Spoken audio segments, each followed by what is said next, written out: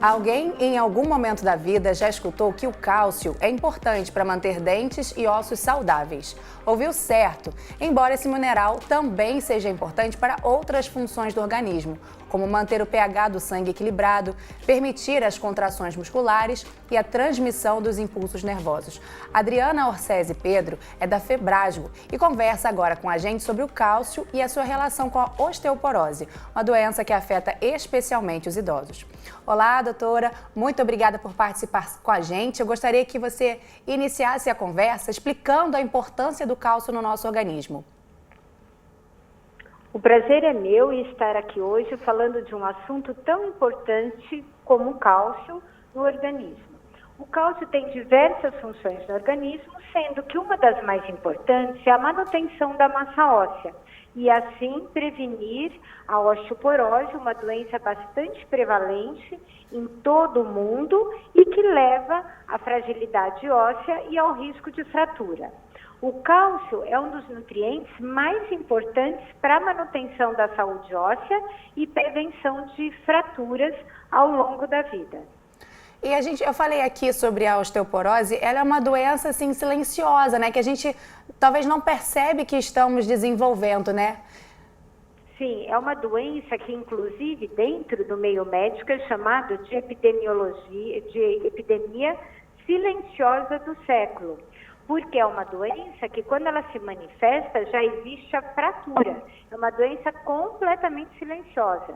Por isso é sempre importante a gente ter orientações de hábitos de vida saudável para cuidar da massa óssea, uma adequação dietética e fazer atividade física, para que dessa forma a gente mantenha a saúde óssea e venha prevenir essa doença. Doutora, a gente às vezes ouve falar que a osteoporose é uma doença que atinge mais as pessoas que são idosas, mas se não houver um tratamento adequado desde a juventude, a chance de você desenvolver uma doença por falta do cálcio é grande, né? É preciso prestar atenção desde muito novo, né?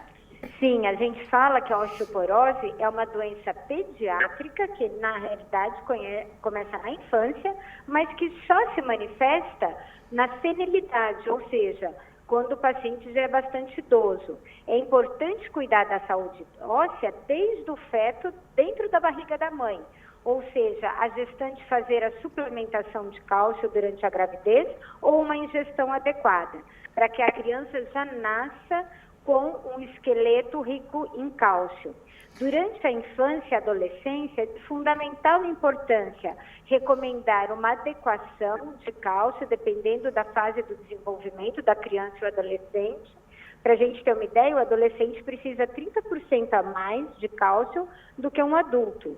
E também praticar atividade física sempre e de preferência com exposição solar, para que também tenha adequação da vitamina D e dessa forma possa favorecer a absorção de cálcio.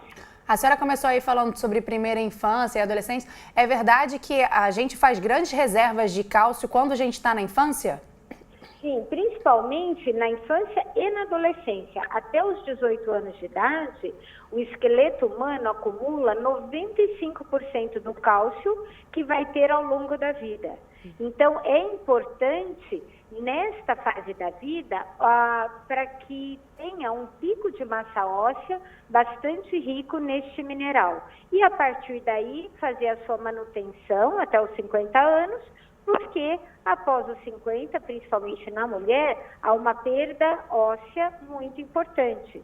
Então, se durante a adolescência não existir essa reserva, a partir dos 50 anos, essa perda vai ser de um nível muito mais baixo. Então, nos primeiros 5 anos de menopausa, a mulher já pode ter uma fratura relacionada à osteoporose.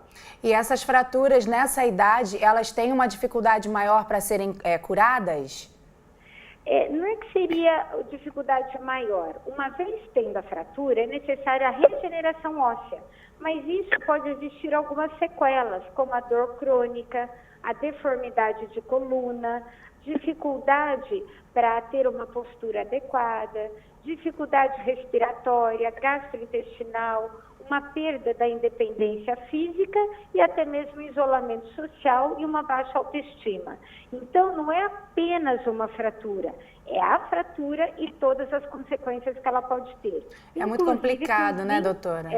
Inclusive com 20% de mortalidade no primeiro ano após a fratura. Entendi. Agora vamos falar sobre os alimentos, aonde a gente encontra então o cálcio, tanto para as mães mães e pais colocarem na alimentação de seus filhos e os adultos também incorporarem esses alimentos na sua alimentação. Isso. Um dos alimentos mais importantes e ricos em cálcio seria o leite e todos os seus derivados. Inclusive o leite desnatado tem uma quantidade de cálcio até maior que o leite integral. Então, o leite, a coalhada, o iogurte, requeijão, pensar também no adulto e esse tipo de alimento, de preferência, deve ser sem gordura, por isso a recomendação é que seja feito de forma desnatada.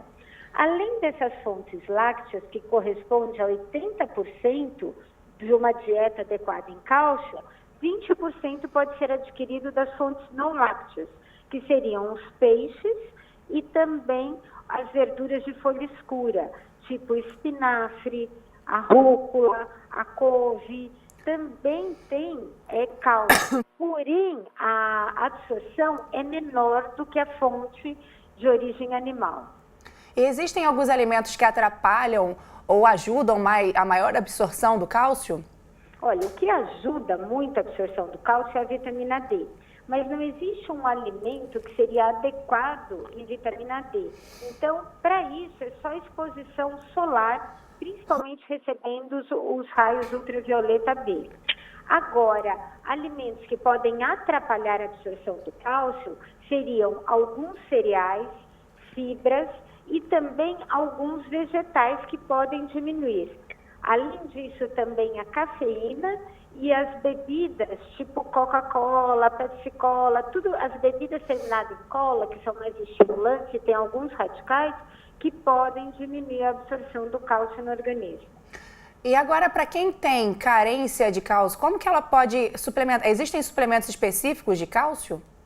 Existem vários suplementos específicos, ricos em cálcio, ou então formulados à base de cálcio, tanto ao carbonato, citrato de cálcio malato, fosfato de cálcio. Existem vários sais no mercado, como também existem várias apresentações, como em forma de comprimido mastigável, tablete mastigável, que vem muito na preferência, às vezes, da criança e também do idoso, que seria um tablete mastigável com bastante palatável, com sabor de chocolate, caramelo e outros alimentos que são bem aceitos. E também na forma dispersível, em forma de pó, que deve ser diluído em água. Então, existe não só uma rica variedade nos tipos de sais de cálcio, como também na apresentação farmacológica.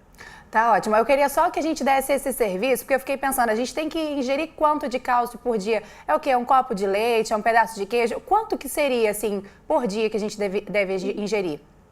A média, vamos supor, de 1 grama a 1,2 gramas, seriam 3 a 4 porções de leite e derivados. Então, seria um copo de leite de 240 ml, um copo americano de leite, um iogurte e uma fatia de queijo do tamanho de 30 gramas, a grossura de um dedo. Isso já são 3 porções de cálcio ao dia. E contando com as fontes não lácteas, você já consegue, então, no mínimo, 1 grama de cálcio ao dia. Então dá pra gente incorporar na nossa dieta. Muito obrigada, viu, doutora Adriana? Eu que agradeço e parabéns pela escolha do tema, que é de grande importância para a saúde óssea. O Brasil tem hoje mais de 10 milhões de pessoas com osteoporose. E isso é uma doença que poderia ser evitável com uma alimentação adequada, exposição solar e atividade física, além de hábitos de vida saudáveis. Tá ótimo, doutora. Não beber e outras recomendações para uma vida saudável. Tá ótimo, doutora. Muito obrigada. Eu que agradeço. A você de casa, agradeço por sua companhia e se você quiser rever esta ou outras entrevistas, é só acessar o futuraplay.org. Até a próxima.